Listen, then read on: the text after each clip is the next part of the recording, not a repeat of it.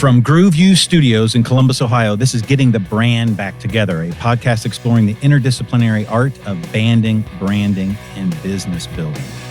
Rock and roll relic, poet, writer, and brandist, I'm your host, Brad Circone.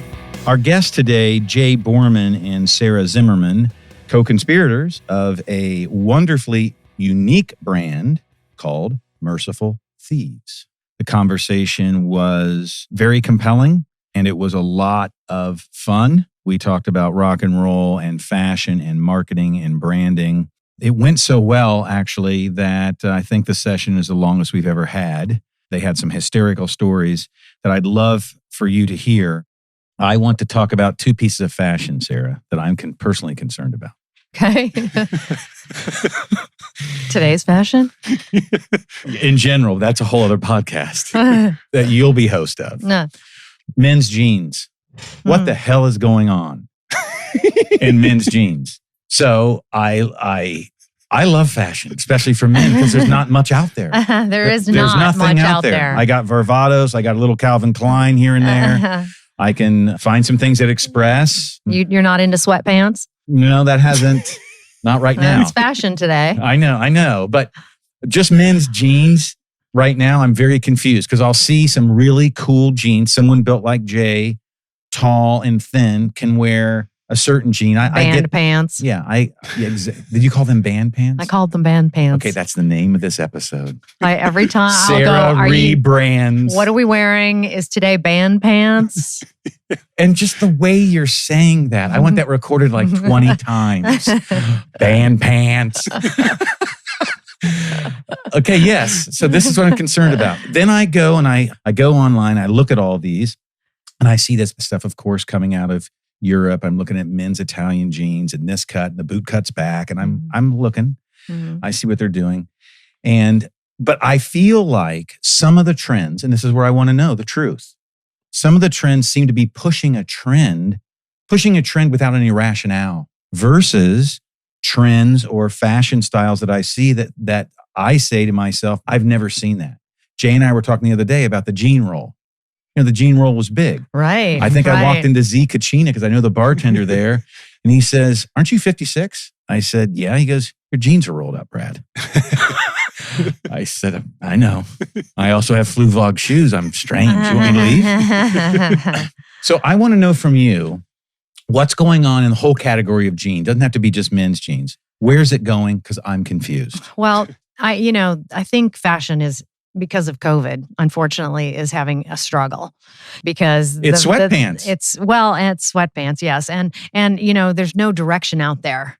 Okay, and so I think when people are showing something random that's maybe unexpected, it's just for the sake of newness. Yes, right? Okay, we didn't have it, and we're trying. I think the fashion industry is desperately trying to find something to stick.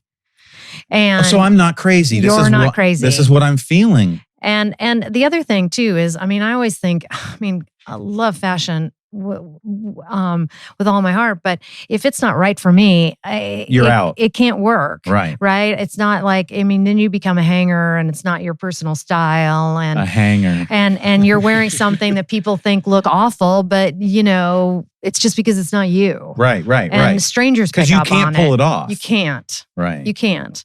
So, I feel like you got to find your what makes you work. Jay has a very unique style. Yes, he does. And he's created that. Yep. And he embraced it and owned it. And people are like, people all over when we're traveling are like, "Hey man, like your style." Right. "Hey man, I like your hat." Right. "Hey, wow, is that a mustache? Handlebar mustache." Yeah. They call it a handlebar. Just like that. And people just like, they see that, they recognize it as a personal style and it's a standout. Yes. Where personal style opposed to trend or fashion. And I think at retail, when I started in retail, everybody had their own style, right? And you shopped that brand that was your style. Exactly. And they were unique. And over the past decade, style has, what are they doing? If they're doing that, we need to do that. I know. And that's not style, right? And it's called homogeny. And then, right. So now we have this really like flat, landscape for fashion right now. And people are like, oh, there's nothing out there. Or, I don't like it. Or I'm wearing this because it's out there. That's the only option I have.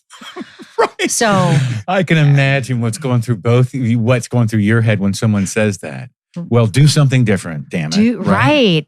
Right. So when I know you guys both have talked about this, the Varvatos thing, like that was such a unique brand because it started out of it just stays the course of rock and roll. Yes. Right? Stays the course. If you're rock and roll and that's what you feel and that's what you love, there's going to be something there for you.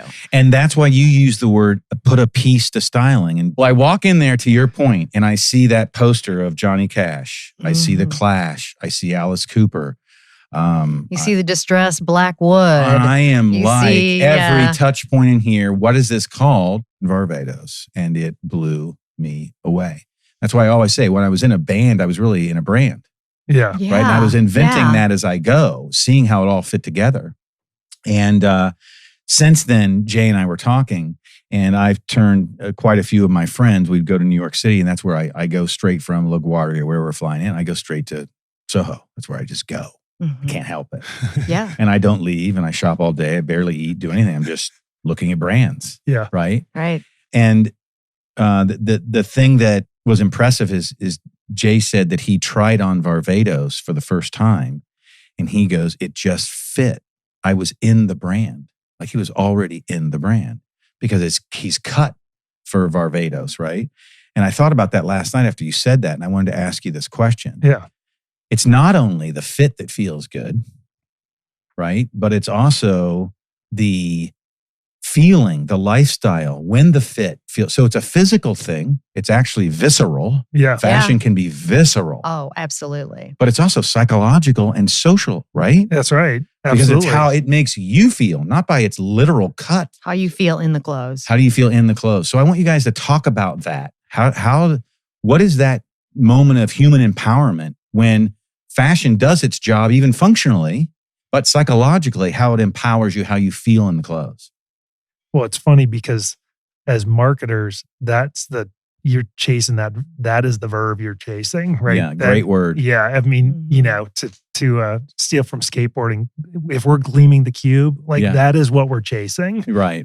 It's like that, to get somebody emotionally invested in the clothes that they're putting on through giving them confidence or whatever the feeling that's positive for them.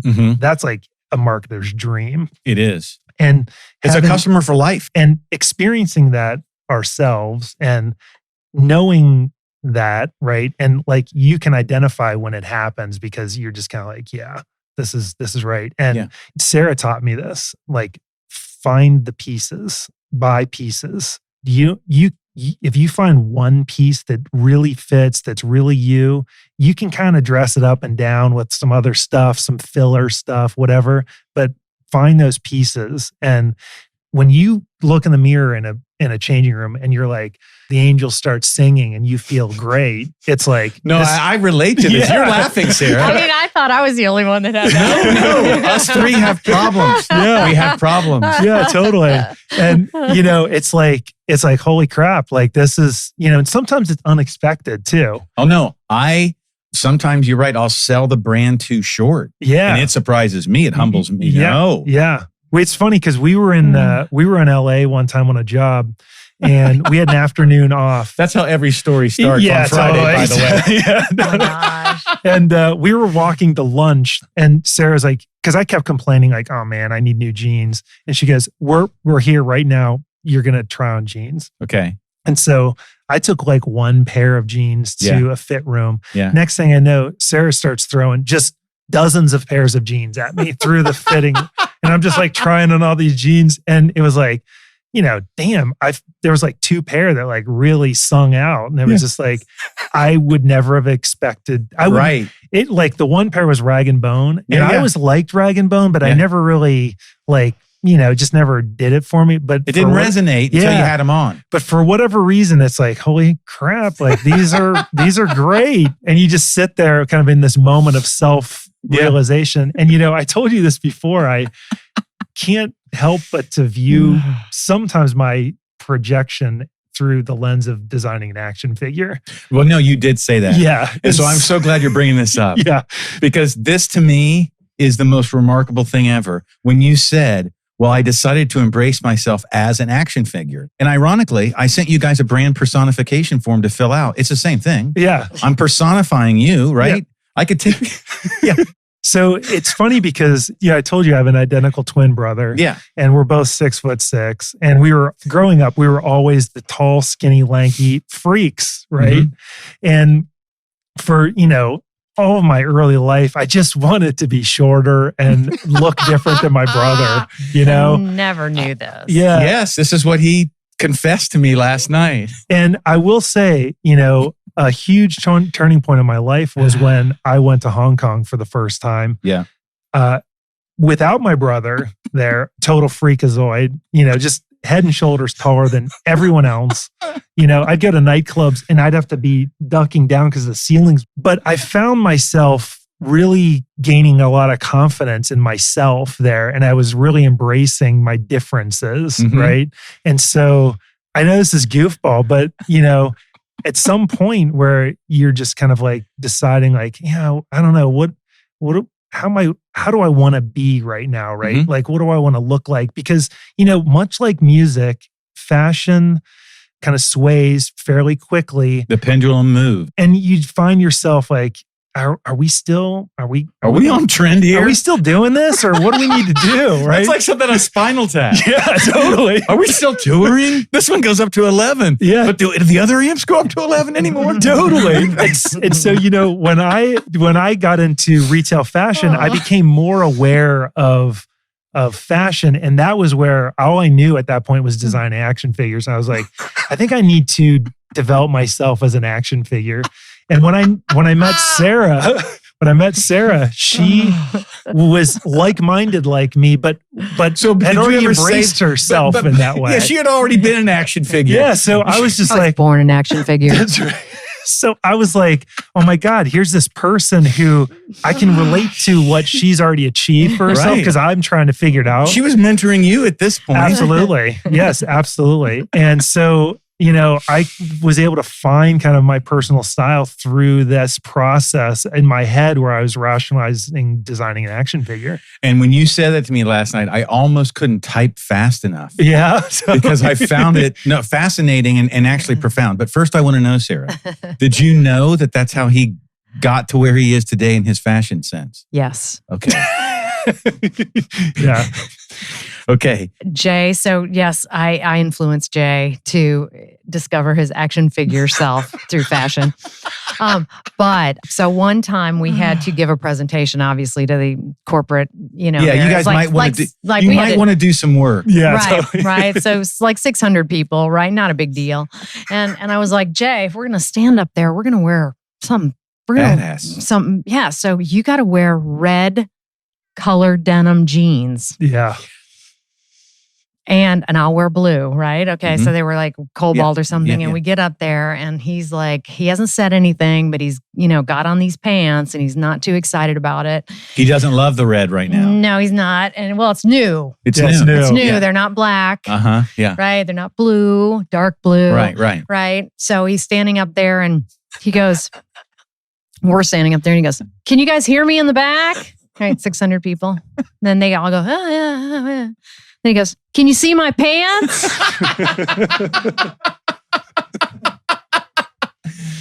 Yeah. Oh, Jesus.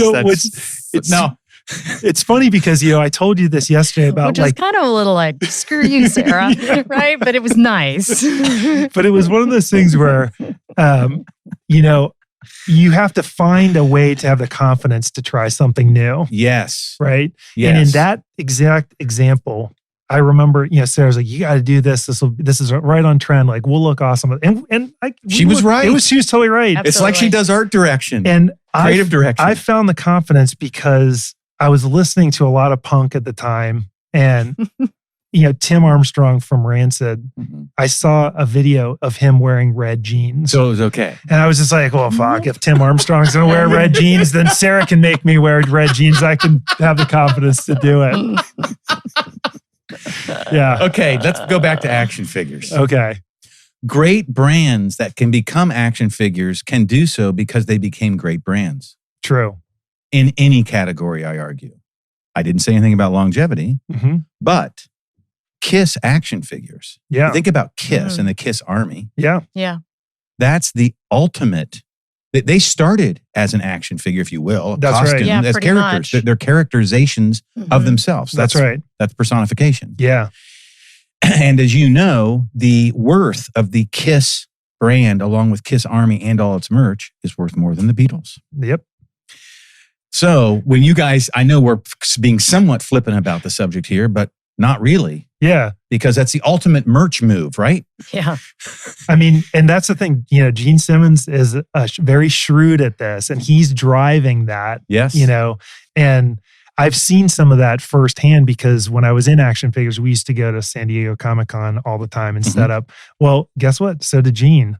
Oh, really? And, and so we had a mutual friend, Kevin Eastman, who was one of the guys who created the Teenage Mutant Ninja Turtles. Okay, awesome. And so Kevin would have parties he always stayed in the penthouse at the Hyatt Regency. And, I'm like staying in the hostel down the street, but presenting myself like I'm staying. Well, you got your red pants on. Totally. Everything's fine.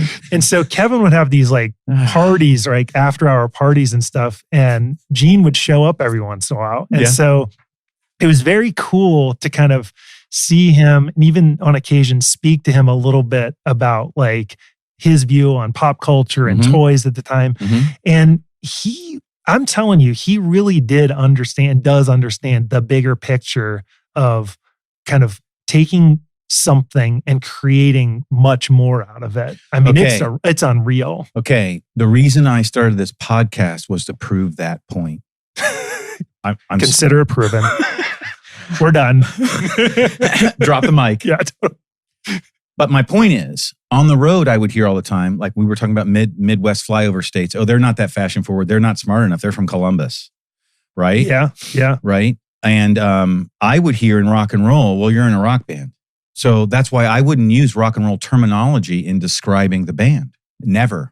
The terminology, because I had to own the brand language, was narrative storytelling. Because I was making the words up every night. The only thing I kept saying was the chorus. The point was to have a differentiating attribute.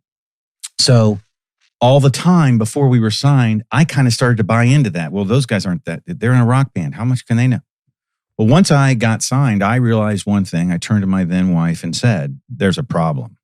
She goes, I don't see a problem. You guys got signed for $3.6 million. I said, there's a big problem. She said, what? We were at the gym. She said, what? I said, we're at the bottom in talent and in brain power and savvy. I think we're at the bottom. And she goes, well, you probably are. Because the people that are on Geffen at the time, I was Joni Mitchell. I'm at the bottom. Yeah. Elton John. I'm at the bottom. Wow. Absolutely. Right? But when I got to meet some of those people, like you just said, the reason I said getting the brand back together is because it's about, right, banding, branding, and business building. Yeah. If you know about banding, you have to know about branding. If you can know about those things and understand design, you grow businesses. That's right. Yeah. So what you just said. Yes, exactly. And so I was talking to Dr. Roger Blackwell about this same thing because he interviewed Madonna and Steven Tyler for his book. And he said, people overlook the brain power of the artist to understand consumers. That's right. They understand it better than the marketers because they're performing the truth of their authenticity, most of them, the same way every night. That's right. So they're on brand because they have to be. A marketer doesn't have to be. No, that's right. They are the brand. That's right. So that's why he knows that. Yeah. That's right. So thank you for saying that because that is the impetus for this. Now we have to go to another fashion question because this is bothering me. Oh no. I was just like, let's harness the creativity to lead brands. If we could harness that creativity, we'd have unique styles again, unique brands again. Love that because sometimes it can get all too tactical. And so I made a decision. I've been in the agency business too long, started in the advertising media placement. And then we moved over about 10 years ago to only do building brands, right? Because that's the only way to get back to the truth. That's right. Yep. And what you said, Sarah, is absolutely true. I had a good photographer, actually used to shoot Express stuff, a lot of stuff that was on the podcast. He said, Brad, I hate to tell you this, but it used to be somewhat about image. He goes, now it's all image. He goes, but I don't know how much is behind the image. That's what worries me. Mm-hmm. To your point, Sarah, let's begin with the brand and build it. So you guys were talking that you had development, your op teams, and then you had your night stalkers. Yeah. To do what? Ensure the activation and rollout of that initial beta was going to work in what? The brand. That's right. Mm-hmm. That's right. So now you guys have moved from the express world to the agency world, and it's a different role. What are you seeing? We were talking about the tendency to be over tactical. Mm-hmm. And not to lead with the why, but rather the what, and you tell us what. And can we do what, all we want is what we did last year. Yeah. But make this one cobalt blue. Yes. Right. So how do you guys deal with that with your wisdom and experiential knowledge? How is that, and what's the transfer of that like? And how can you educate your clients when they're asking questions that might not be the right question to ask? Yeah. I mean, one of the things that we always do when we first pitch clients, we talk about this quite a bit. We have to first show them the problem they didn't know they had. And then we swoop in as the people who can solve this problem. And until they even understand the problem, they just go right to solutions. And way too often, we are dealing with clients who want to solve the solution. Hey, we need to solve the solution. We got to solve that solution. It's no. What? Sell more pants. Yeah, totally. It's like, what? Specifically band pants. That's right. And pants. It's like, no. What are you trying to say? Right. Who are you? Right. Well, we just need some TikToks. Of what? Well, TikToks are hot right now, and we need 7 more. That's right. We know that if we get more TikTok engagements, it's just kind of like, what's that engagement worth? What are you saying? You know what I mean? But how do they respond? With bewilderment, honestly. Because they came for a solution. You decided to tell them they don't need a solution, and they have a problem which they don't know how to fix. It's funny because I told... You have a new problem. Excuse me, you have a new problem. I told Sarah the other day, I said, I don't know if all of our clients like us. They don't. Because sometimes you crack open and you make them like think about things that they didn't want to think about. And that is exactly why you and I were talking on the phone yesterday. Now, I can't laugh while I'm saying this because now I'm trying to be serious. That's why I love the beauty of branding, because you can't avoid the truth. Can't build a brand without having the truth. And so we never tell them. So in building a brand, we don't tell them they have a problem. We tell them that there's a better future, and may we walk them there. Yeah. That's good advice. It is. But it's funny because we often say we never say no to clients, but we say yes in different ways. Right. We need to resell that to Cameron Mitchell. Yeah. That's right. Oh my gosh. That's right. No, that's well said. And we used to do direct marketing audits and brand audits, but now we just begin collaborating from the beginning and change the language. That's the way to do it. That would be change great. the language. Well, see, this is why we're going to do brands together. Change the language towards a benevolency for them, both on ROI and so the brand can actually grow up. It is so cliche and it is so easy to point at like the big examples, but like, Steve Jobs, he was not concerned about making money. He was concerned about making good product, and the money came. Right. And he was very open about that. Mm-hmm.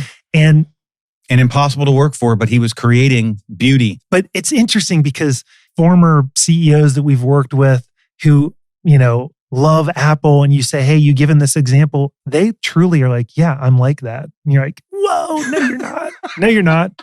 Whoa. But it is interesting because we find that to be there's a lot of truth in that.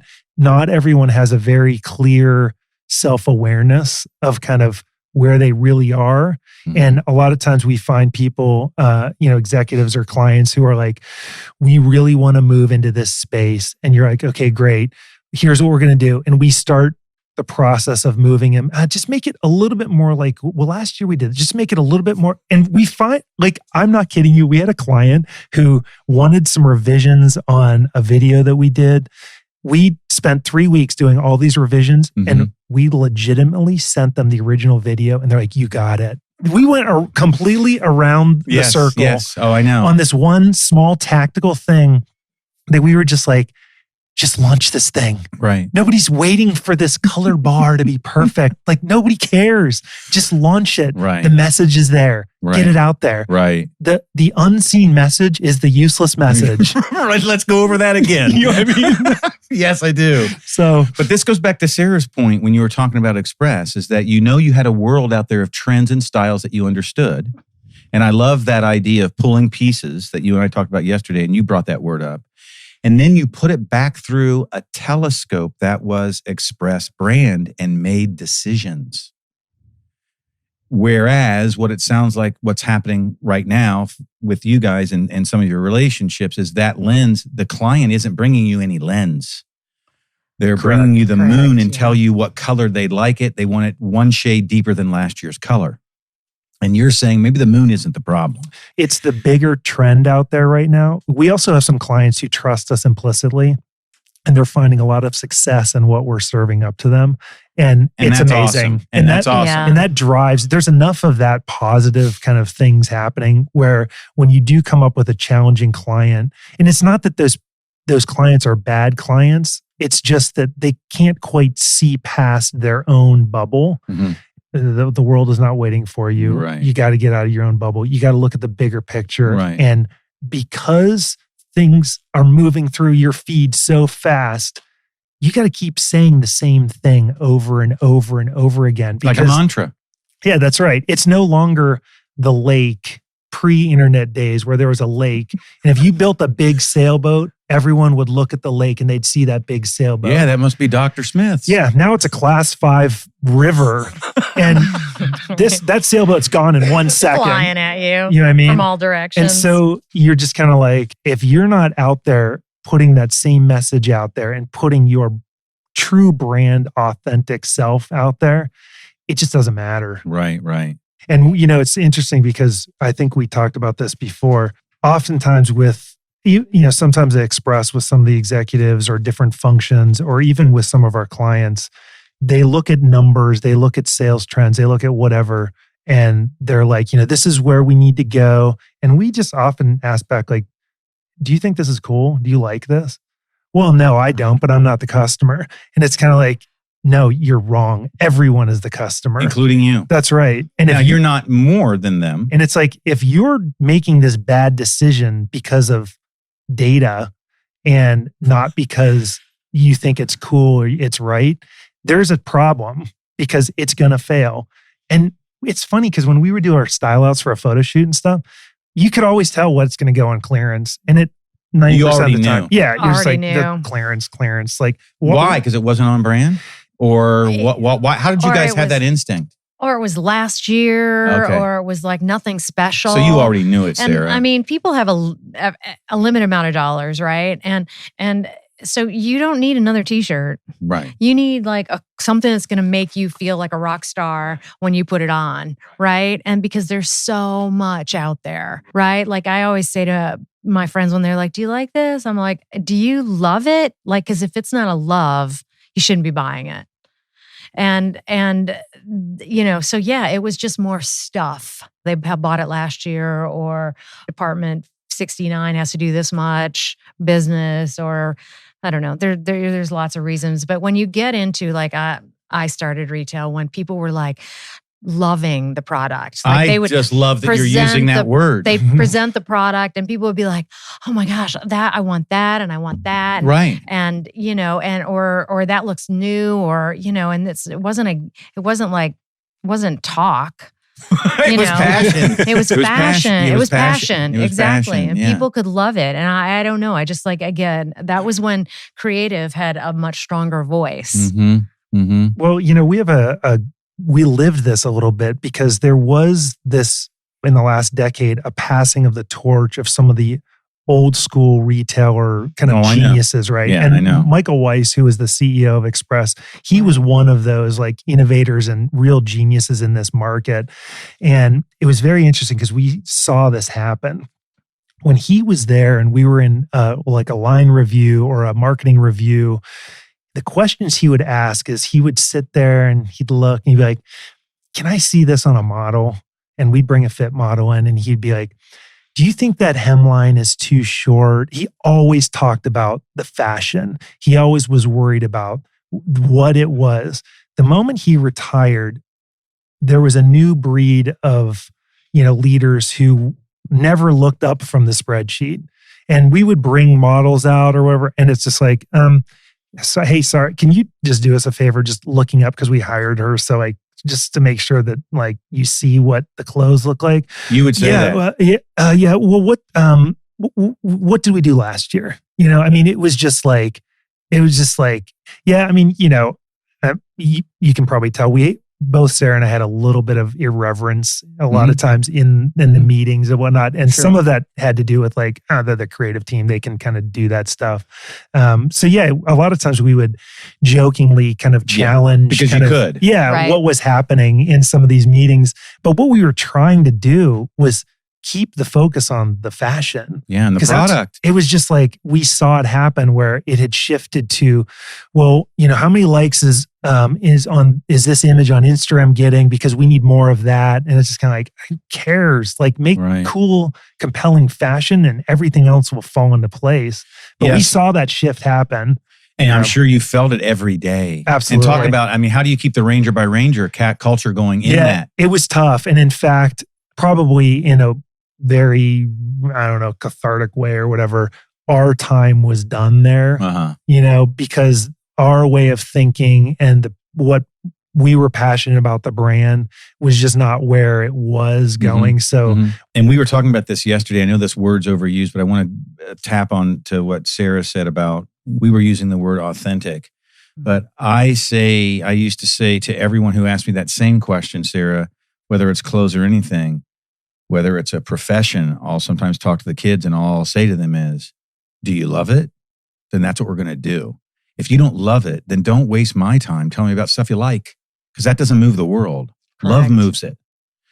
And I think that's true in art, in fashion, in business, in brand. It's in food and exactly.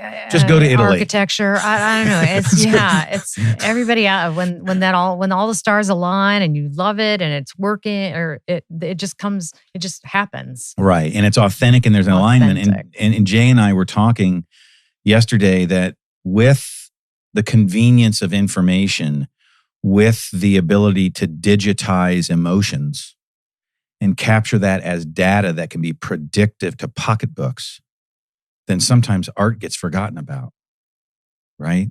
Because there's no space to challenge or to do something crazy or to be in flow and trust that someone will pick you up, right? That's right. Could jazz music be a category now just digital? I don't know. I don't think so. I don't know. I know. It's like whiskey. It's like good whiskey. That's in a digital barrel. Yes, Brad. that's exactly right. 120 minutes in a digital barrel. That's right. We used to taste that digitality. That's right.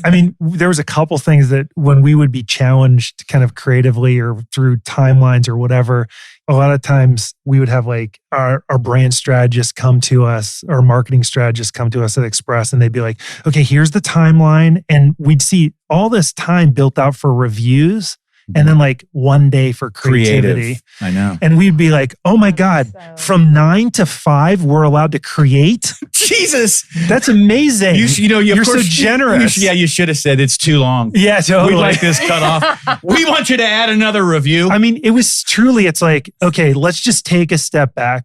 This is a 6-week project, and you have allocated literally 3 hours for the creation of the end result. Mm-hmm. And the rest of the time is reviews and revisions and all this other crap. Right. When the product may not even be right. You have a timeline. So we're going to give you the C product that you can revise 1,000 times. That's right. Until, it's a walking Frankenstein that'll be on the clearance rack in 2 weeks. And I used to always say, how many focus groups did Kurt Cobain have to write Smells Like Teen Spirit? Right. I need to know, because if it's 0, then that's what I need. Let's create something. Exactly. We were talking about that earlier, about rock and roll bands. And you brought up Pearl Jam and Nirvana. I brought up The Clash. And I think that you then quickly chimed in, Jay, and said, well, the thing about the Clash was they wore those cool army pants, right? That's right. Tiger stripe camo. With tiger stripe camo. How do you not love that? They even pulled off, like You Are the Hat, they pulled off the beret with that. That's right. Now, me, I look like a jack-o'-lantern in a beret. Yeah. It doesn't work. I've tried it. Yeah. Yeah. But they were able to pull that off, right? Because they understood what they were marketing to. That's right. And it was very interesting, right? Because the name of their album for that time period was Combat Rock. Right. And before that, Sandinista. So they were going down that militant route. They were, for sure. And, it was interesting that they were savvy enough or lucky enough to then present themselves in a visual way of what the message they were trying to say. Yeah, and I totally agree with the argument you just made there. Was it savvy? Did it bring them up or bring them down as a brand, right? Was it buffoonery or was it brilliance? I don't know. Don't know either.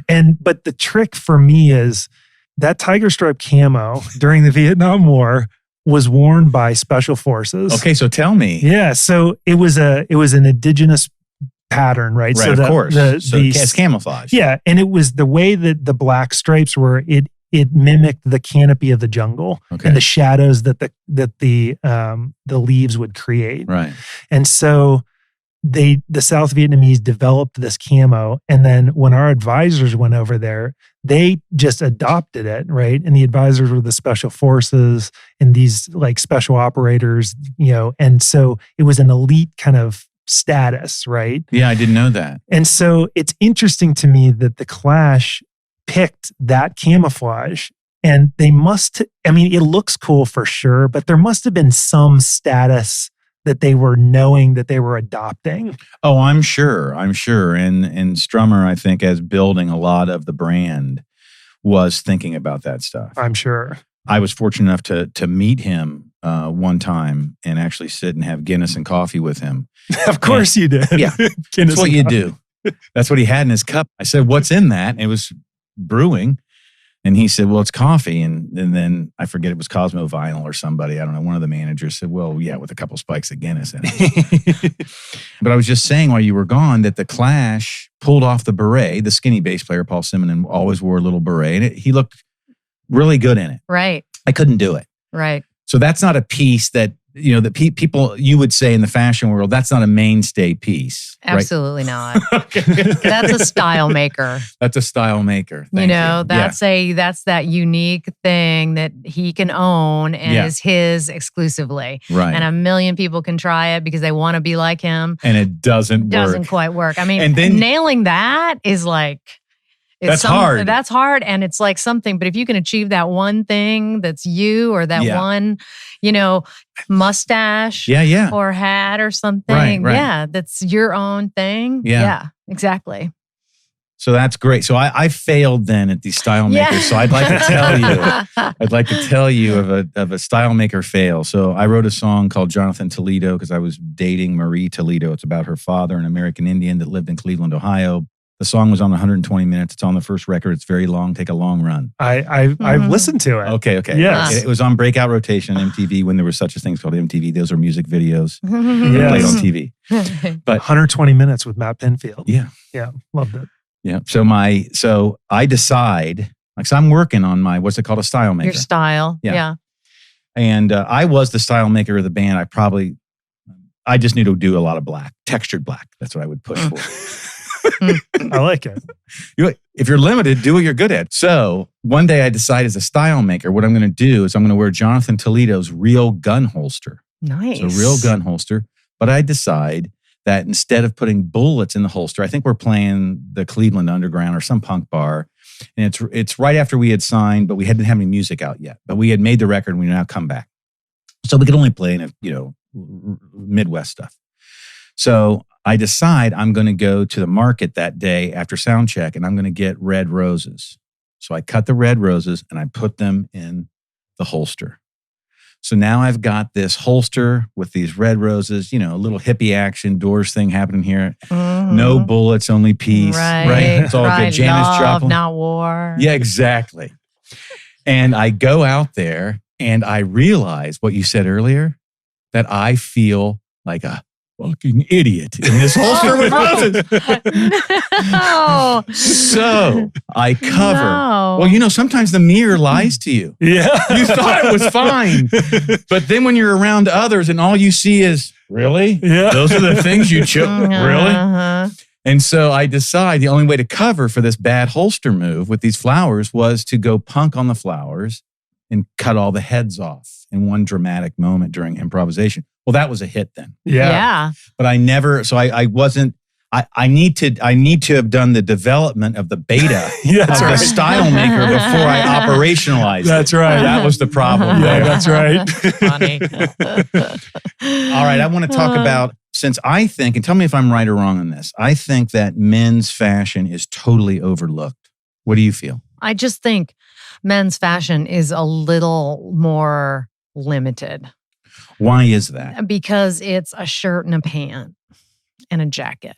Okay. And it kind of ends there, Can't argue. I we mean, can throw in hats and vests, I but think you're that's, right. but you know what I mean? It's Yeah, no, like, you're it's right. still a pant and shirt, You're right. whether it's a sweatpant, right? Right. Or a t-shirt, or Right. it's still just, and I think women have skirts and dresses Mhm. and, jeans and leggings and wide leg pants and skinny leg pants and all kinds of variations in tops, off the shoulder tops. And I mean, not any of the stuff that I'm No, spouting but we have is no- current, it's like they were options. Yeah, You we know? don't have options. You're right. It's You a don't have shirt and options. trousers. It is. It Yeah. totally is. Okay, so my brand inventory is not there to even develop a portfolio, is what you're saying. A little bit, you but can spin it in new ways, but yeah, that's I think why men's fashion is just limited. It's just a little more limited. I think that people are trying. I actually think men's fashion is broader and more exciting than it's been in years. okay. I mean, I really, really do. Okay, good. Well, what makes you say that? I mean, I think because of the way that they're spinning it, meaning now there are sweatpants and a jacket, can be cool, Mhm. and the tops are, you don't have to always wear a woven top. You Right. can wear knit tops, Right. and you can, and I think that there's more versions of that. Okay. There's dressy and like Yep. street casual and Weekend wear. and yeah, absolutely. And That's a jeans great come point. in a lot of different. Oh, I know. They've different- confused me. There you go. There you go. So, But that there's variance is a there's- good thing for them, you're saying. completely. For the category. I mean, right. I mean, Jay has made camo pants, Mhm. a thing. I mean, Yeah, and that's another option for men. But one thing about that too is, don't you think that men's fashion is challenged because the most men don't care? Yes. And Yes. so the market isn't the same as women's fashion. It's Rhode Island. It's the size of Rhode Island. Yeah, I mean, for sure. And that sucks. No, wait a minute. We think, The men don't care, or that? I mean, I think You think as- men care about the way they look. I just don't think they've been given the information quite as strongly as women. For sure. I they think haven't been sold to that way. Right. Other Because than Varvatos does sell to us. yes, and I would say like Mr. Porter is really working hard to tell a men's fashion story. Mhm. I mean, there's others out there for sure, Mhm. but I do think that there isn't as much out there to give men fashion or to tell men what is happening, or the options that men have, as much as women. I agree. It's an educational prop. So now you've actually pointed to two key factors. One, there's no variance of the garment categories to create a true portfolio, to do piece buying to create your own style. It's hard if I only have two items, Okay. right? Number one. And then number two, historically, we have not been educated.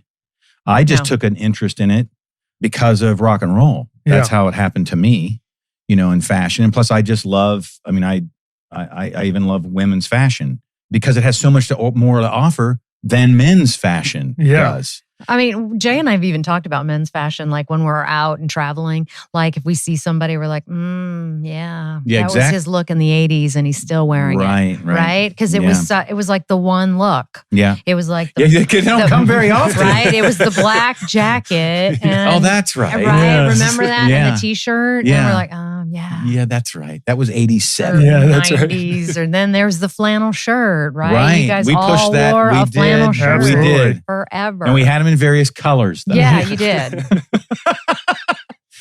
But it is interesting that, when you look at old photos, 30s, 40s, Mhm. even 50s, Mhm. men dressed up.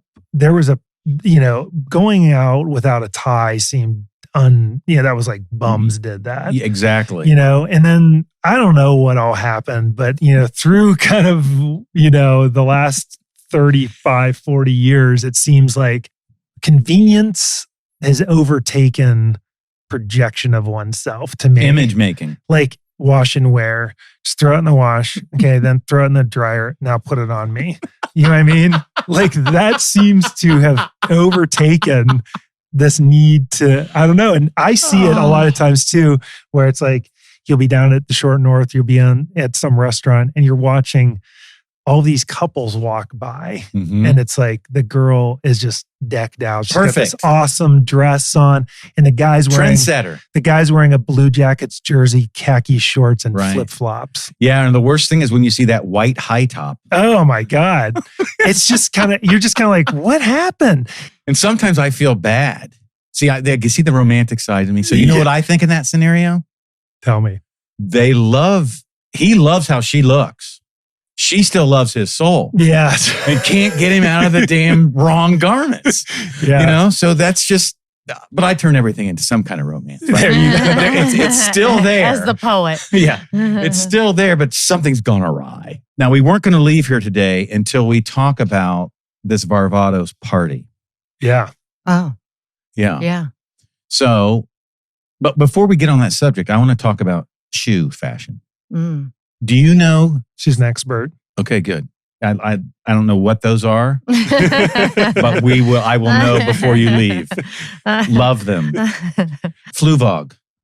You know about John Fluvog? I do not. Okay.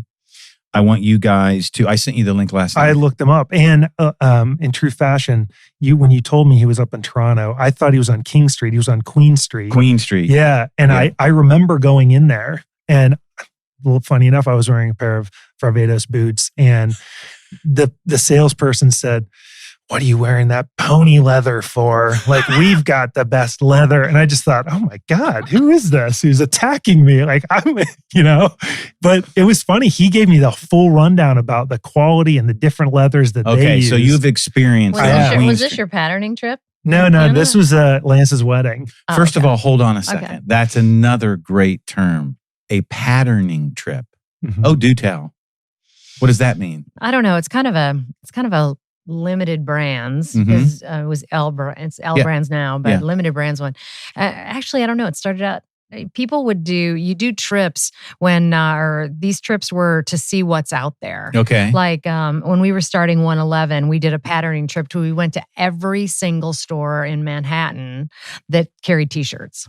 Oh my goodness. Every single store. And we looked at the way it was presented. We looked at the different quality. We looked at the different silhouettes. We looked at the price points. I mean, just when you get that business or you get that, you can pattern that model Yeah, from I top got to you. I bottom, got from every you. direction. Then you can start to say, where are we in the landscape? How does it fit in? What do we want to be? And so patterning trips, I mean, Important. the marketing, I mean, huge.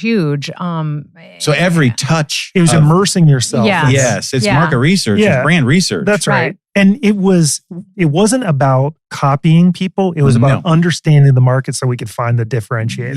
Yeah, That's all it was. Yeah. right. And through a creative way, like we have to experience it viscerally and physically. Absolutely. And it's interesting too, because when we had a lot of web designers on our team at Express, and they would be stuck on something, and I Mhm. would always be like, Get on a plane. no, I'd be like, just go to our store. There you go. Just go work in the store. And Would they you would send always- them? Yeah, Yeah. absolutely. So it's just Yeah. it's just an experimental studio. yeah, it's like Take your phone and take a bunch of pictures. You're having a hard time. You're having a hard time immersing yourself in the brand right now because you're in a white room with other people in a white room. Like, you know what I mean? Like with this- no windows. Yeah. So go to Right. our store. Our store is the physical embodiment of our brand. So just go live there and work on this. That's so awesome. that you And did they that. would. And we got It would work. awesome results. Right. Yeah. We Awesome would results. work in the stores. We would do that. I mean, we tried to do it a couple times a year, but we would take a market that we didn't know. Sure. And we would sign up and say, we're coming. We're going to be there on Saturday. We're going to Wow. we're going to act like an associate. We're going to talk to customers. We're going to help them with the product. And it was so, I mean, you would just learn so much. Yeah, that's so much. And That's old school field insight. Yeah. It is. I mean, then in a conference room, making decisions about what we think is happening in our stores. Instead of knowing. Yes. And there's something special about interacting directly with customers. Mhm. Now I get it. We maybe only saw 50 customers in a day, but we felt something Mhm. that numbers couldn't tell us. When, you get a report and you'd say, we surveyed 20,000 people and X is the answer. It's kind of like, it doesn't feel right. Well, when you talk to people, you get that different dimension. You know what I mean? This podcast is never going to end. Because, so we refuse to work on brands without personally interviewing the clients prior to talking to executives. Sure. That's awesome.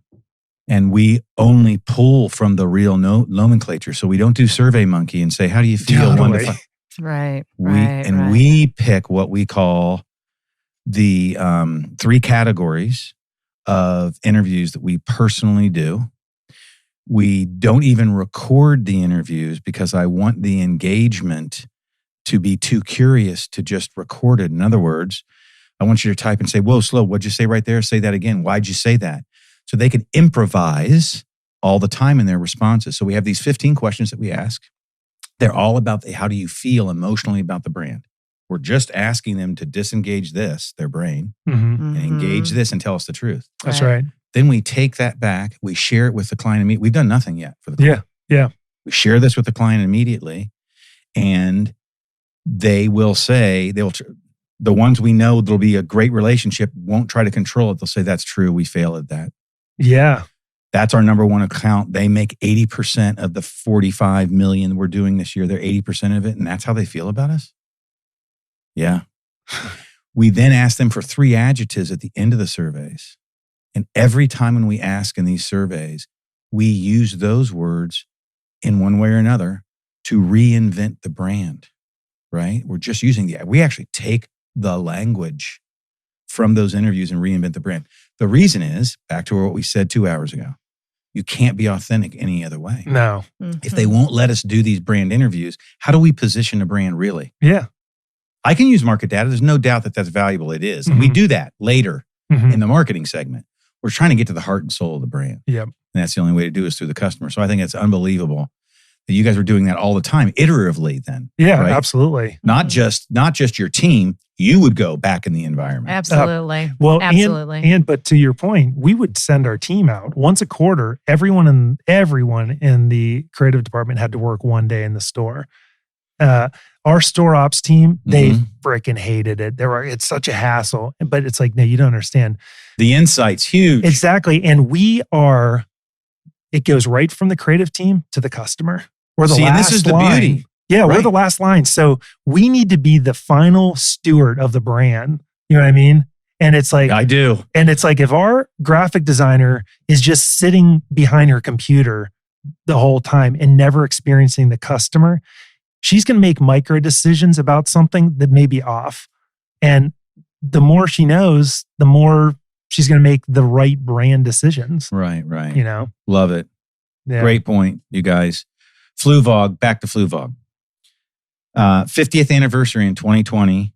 Unique Souls, SOLES, for Unique Souls, SOULS. Mm-hmm. Every one of his first shoes, he would sign the soles, literally. Wow. Making a shoe. So it's a very artful shoe for right. men and women. I would even say, if you looked at them quickly, they're almost androgynous. Yes, absolutely. And their color palette is so interesting for fashion. That's why we'll have another talk about this, Sarah. Sorry. That's okay. No, you're going to lead in shoes. I just know this one shoe. Remember, I told you I'm good at a few things. Yeah. I found the shoe. You said find a piece. Yeah, absolutely. And own it. Anyway, I just think that, talk about living the brand. He was actually, and he doesn't do this anymore, but I would actually buy FluVogs for my friends years ago. Obviously, the brand's 50 years old. I wasn't around doing that then, but he started in 1970. And he used to write a personal note in every box Wow. back in the day. So it's taken a lot to grow, but it's a Canadian brand. He's from Canada. I forget. He worked for somebody else. His history was on the site the other day when I sent it to you. But let's talk about the shoe. Is that not the centerpiece of fashion? What is the centerpiece of women's fashion? The purse or the shoe? Ooh, those are both they're competitors. I'm close, right? Yeah, you are. Okay. And here's the not so pretty truth about shoes and bags are because it doesn't, I mean, they change the look and the feel almost instantly, right? Of whatever you're wearing. Jeans and a white t-shirt. Yeah. Looks different in a high heel or a sneaker. Yes. Right? Yeah. My God, it changes the entire approachability of the person. Absolutely. I mean, it's just like, yeah. Right. So that's why. And it's like such a mood changer, right? What kind of look and feel do I want? The shoe can do that. You can wear the same black dress, right? All the time, but change the shoe. The other thing is shoes. God, so that's like a ubiquitous product. It is. And it doesn't matter what size you are. If you've gained a little or you've lost a little or a woman's 8 to an 11, it's fine. Your shoes still fit, right? Right. And the bag has become like a personality now. Yeah. The bag this is saying a little bit about me. Yeah, it's a glimpse. And that's very interesting. Those are, and I would say the same thing about a shoe too. Okay. But I think the bag even more so. The bag, because you don't necessarily buy as many. So the one that you buy is the personality. What's your favorite bag? It's also not necessary. So it's a choice that you're carrying that. Very interesting stuff. Now here's what I was thinking. Go. Yeah, yeah, points for, every once in a while. Points for the toy maker. That's right. Accessories. It's all about the accessories. Accessories, exactly. I thought you were going to say that the purse was more important because what's put in it. But probably not true. I think Jay might be right. But there's important things in there. Absolutely. And some women really rely on that. I'm not as addicted to my handbag as some women. Right. But I don't need to ever have everything in there to function. Yes. But yeah, probably. That's a good call. Okay. Okay, now, you guys have been here a while, and I thank you for it. Certainly the longest podcast, right? Yes. And we haven't even started drinking. Oh, yeah, exactly. Oh, yeah, Brad, we'll see you at 5:30. That's right. You remember Dick's Den? You can just plug right into the jukebox there. That's right. Oh, shoot. Okay, but tell us, as the outro, Varvatos party. Where you go? Vegas? What location are you in? New York. Of course. Thank you. Or else you can't really tell the story, right? No, at the old CBGB's store. Yeah. See, now I'm going to start crying. Yeah. I'm serious. Yeah. That's how I got signed.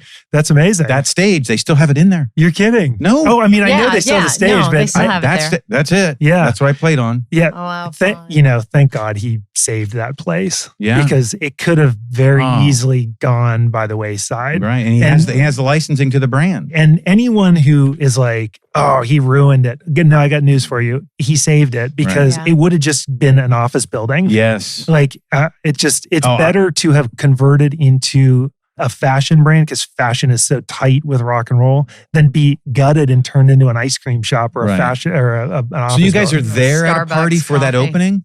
No, it was for he had a new sub, like a collection, like a capsule collection that was based on Jimi Hendrix's fashion. Of course. Yeah. And that's not easy, is it, Sarah? No. That's hard. Right? I mean, I'm thinking about my makeup right here. That's not going to roll. I can't do those gold elephant pants. No. There's no way. I could pull off the belt. Okay, so anyway, he's doing a Hendrix line. He's doing this Hendrix line. Okay. We happened to be in town on a photo shoot. Okay. And being a good customer, I got this like email invite to this like private party or whatever. Yeah. And we RSVP'd like, yeah, we're going to go. Well, the extra wrinkle was that at the time, there was a TV show called Fashion Star that Express was a sponsor for. And one of our friends, Erica, was one of the judges on the show. Okay. And one of the mentors on that show was John Varvatos. Ah. And so, we immediately were able we to. were best friends. Yeah, we were immediately able to connect with him because we dropped Erica's name. Hey, we work at Express. We're friends with Erica. And That was it. yeah. And I was Jimi Hendrix pants. pretty much. And so it was a fun experience, having shopped his brand for so long. Yeah, you were on both sides of the fence. Being in there and then actually meeting him and being able to chit chat with him. Yeah, that's great. About kind of the behind the scenes piece of it and stuff like that. It's definitely still kind of a highlight. It's like when you're around a lot of known people or famous people or whatever with photo shoots and whatever, eventually you start to become a little numb to it all. Yeah.